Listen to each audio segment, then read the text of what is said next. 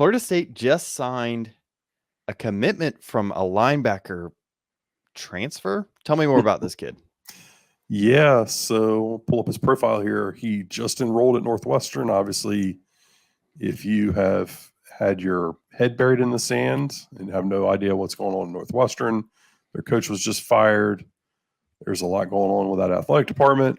And Justin Cryer is a player who enrolled in June. I had it pulled up here. Yep, he enrolled in June. He visited Florida State last year for a junior day. They had offered, I believe, that he entered the transfer portal a month after his enrollment. And now he's at Florida State. So he's listed at 6'1", 230, out of Brookshire, Texas, played at Royal High School in the class of 2023. As you can see, he was an 86 in the composite and an 85 on 24/7 Sports overall. The number 79 linebacker nationally, the number 1,012. He is really in that Randy Shannon sweet spot. Well, what's his height? Weight? 6'1", 230. Okay. So, which is also, so he's built like Tatum Bethune. He is. There's a lot of Tatum Bethune similarities as we'll get into with the film. Yeah. So obviously he's a pretty intelligent player. He was going to Northwestern. So let's pull the film up and see what we got. Yeah, I honestly, we usually skip through this first slide where they put all their stats, but I think this is important for the conversation. Yeah, he was extremely productive in high school, and just based off what we've seen, we haven't necessarily gotten validation from the coaches themselves. It seems like with the linebacker position, production in high school is something that they very highly value. Is there any merit to that, or what? It seems like all the guys kind of look the same. Their numbers are the same coming out. I don't know. Yeah, I think they appreciate production because it represents a certain level of floor for a prospect coming out of high school. And I think that they value that. I think their plans are to get elite players on the front and productive reading, filling linebackers behind them that will be good players.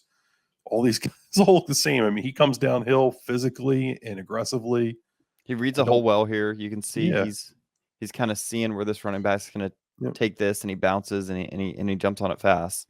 He does a nice job of staying square. He shuffles his feet. I mean, he plays well in that kind of phone booth space. Doubt we're going to see a lot of clips of him getting out in space and turning and running. Oh, here he is. Yeah, he looks like a fullback running around out there. He looks like a linebacker. He's a big kid. He's a thick high school linebacker. Yeah, I mean, he's not. I wouldn't say he's the prototype of what teams are looking for these days, but yeah. So actually kind of speaks for itself. I kind of feel weird about it because I do feel like there is a certain amount of I don't feel like the industry ranks linebackers super well. I still think there's a little bit of a value on long speed that's not super valuable. I mean, you can see it with someone like Amari Gainer, who was a 4-star, incredible athlete. You want your linebackers to move fast, in 1 to 2 step bursts to have that kind of phone booth speed. Go back, please. Let's pause it here. You finish your thought, and then I want to have a conversation about this play. So maybe there is some value to finding these guys that are a little bit kind of underrated because they're not going to have the best 40 time at a camp, or they're not going to kind of show out when they're having to face a running back running a wheel downfield. But maybe they're seeing something in terms of that short little acceleration, being able to get to the line of scrimmage and meet a running back at that line of scrimmage. Something that, like Tatum Bethune, who's a 3-star out of high school, did really well. Yeah. But then, I don't want to rag on Amari Gainer because I think he's an incredible athlete, but he didn't have that short speed. He had long speed. Well, he also has proven to not be very instinctive and to not necessarily be the most physical player either. So I think they're looking for, a Tatum Bethune type. Yep. All right. So this play, it's an outside type of play.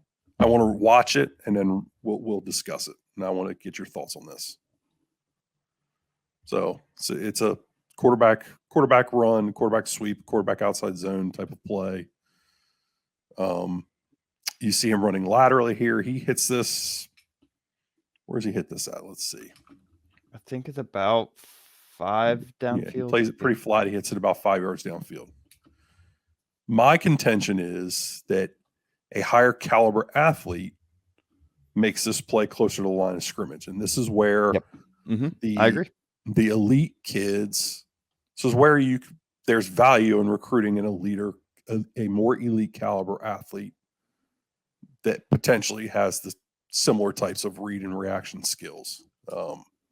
They're able to get to this much quicker and make this play at the line of scrimmage as opposed to this thing being 5 yards downfield. Now, it's great. He does a great job of reading it. He gets to it. He hits it, but he's just a step slow on it, and that's all it takes at the elite level of college football. Yep. I mean, I tend to agree with you. Maybe they're just really, because I mean, if we replay this play, in an ideal world, your middle linebacker is not the one that has to make this tackle, but Sure, you have absolutely. a safety or something come down and fill, Mhm. but you still want them to be able to make that tackle. Yeah, and we've seen high caliber. I mean, you think of the Nakobe Deans of the world. Yeah. I mean, these are guys that play sideline to sideline and have been able to make plays like that at the line of scrimmage, and that's why those Georgia defenses and the likes have been elite for years. And Well, I also think there's a trend, and honestly, if I was a defensive coach nowadays, my gut instinct would be find large framed safeties and bulk them up. Yeah, I think you can get a higher ceiling out of that, where you kind of know where the ceiling is on a kid that's kind of already reached his size. so here's a clip of him in coverage. You can see that this is, I mean, it's a nice play to put on a highlight tape, but I mean, it should be a completion. Yeah, he's a day late and $1 short on it. Hey, maybe he's going to be a tight end. Dual sport. Is he DJ Lundy? There's a lot of DJ Lundy here. I think he's going to need to thin down a little bit, and maybe they're thinking that if you can take 10, 15 pounds off of him and then reshape what's there. Yeah, he's already got an athletic frame. He moves well for his size, but if you take 15 pounds off and reframe what he has, I mean, maybe you're looking at a decently explosive athlete. Potentially. I would imagine if they're going out of their way to kind of add someone like this to a decently, they have numbers at the linebacker room that I'm not as worried about.